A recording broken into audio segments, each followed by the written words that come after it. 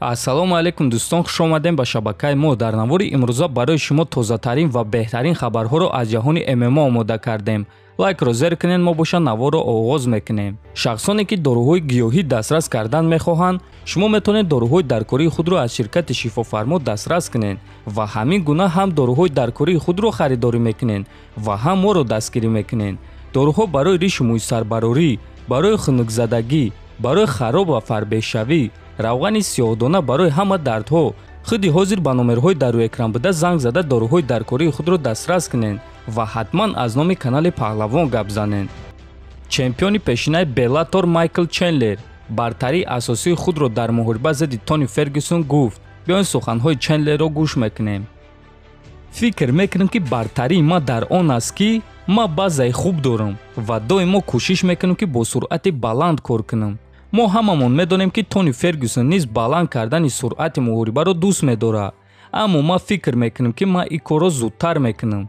ба назари ман ӯ дар қувваи ман истода наметавонад. Тони ҷуҷитсои хуб дорад, аммо маро то ҳол ягон кас бо тариқи усул шикаст додагӣ нест. барои ҳамин боварӣ надорам ки Тони ин корро карда метавонад. ба ҳар ҳол ӯ дар замин хеле хатарнок аст. фикр мекунам ки аз ҳама бартарии асосии ӯ, аз ҳама қувваи асосии ӯ дар он аст ки ӯ ҷангвари ғайриоддӣ аст. стили ӯ тамоман ғайриоддӣ аст, аммо мухлисон маҳз ана ҳамин чизро дӯст медоранд.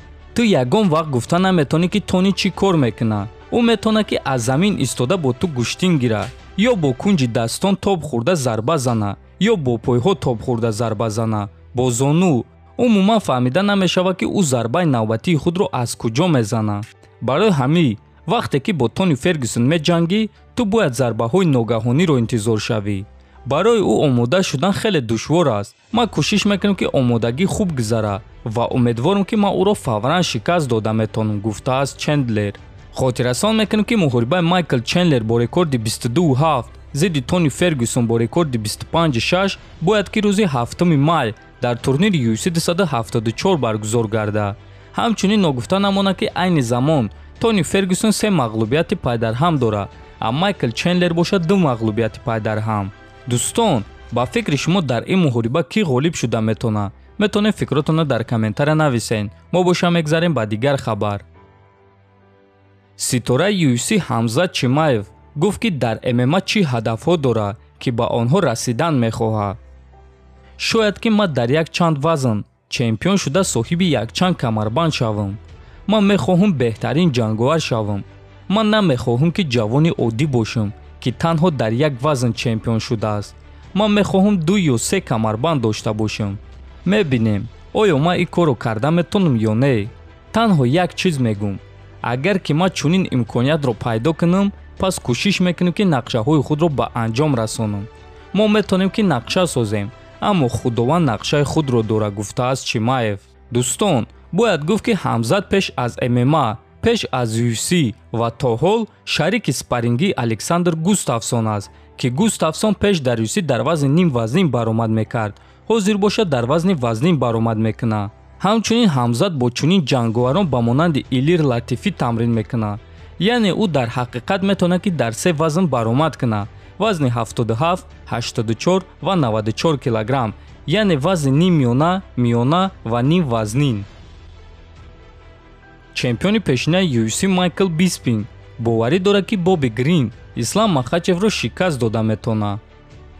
биёед гапа росташро гап мезанем. Боби дар стойка хеле хуб аст. Ислам низ албатта ки зарба зада метавонад. ӯ на танҳо гӯштингир аст, аммо Ислам дар зудзарбазанӣ ва чолокӣ ба Боби Грин ҳатто наздик нест. Ислам бо пойҳо ба монанди Боби кор карда наметавонад. Ислам танҳо дар гӯштинг ва ҷуҷитсо бартарӣ дорад. барои Боби Гринро задан, Ислам бояд ки ӯро ба замин афтонад. аммо Грин беҳтарин ҳимояи текдаун дорад ва ӯ худаш низ рақибонро ба замин афтонда метавонад. ман боварӣ надорам ки ӯ кӯшиши Исламро ба замин афтонданро кунад, чунки ин кори на он қадар боақлона аст. Боби бояд муҳорибаро дар стойка гузаронад ва Исламро ба нокаут рой кунад. Ислам беҳтарин аст. мо ҳамамон оиди ӯ фикрҳои баланд дорем, аммо метавонед маро девона номед, чунки ман боварӣ дорам ки Боби Грин барои ғолиб шудан шанси хуб дорад. эҳтимолият ки Ислам Махачев Боби Гринро ба замин афтонда дар он ҷо ӯро мезана хеле баланд аст. аммо ин кори на он қадар осон хоҳад шуд, гуфтааст Биспинг. дӯстон, ман фикр мекунам ки любой ҷангувар шанси ғолиб шуданро дорад. аммо Боби Грин дар муҳориба зидди Тиаго Мойзес шикаст хӯрда буд. Айсланд бошам Мойзесро бо тариқи сабмишн шикаст дода буд. барои ҳамин албатта ки Ислам дар ин муҳориба фаворит аст. аммо Боби Грин ҳам шанс дорад. ва ин муҳориба дӯстон ба монанди муҳорибаи Ҳабиб Нурмагомедов зидди Майкл Ҷонсон мешавад. хотиррасон мекунем ки муҳорибаи Ислам Махачев ва Боби Грин аллакай рӯзи 27 феврал баргузор мегардад ва муҳорибаи асосии турнири UFC Fight Night хоҳад шуд. дӯстон, дар ҳамин ҷо навори мо ба поён мерасад.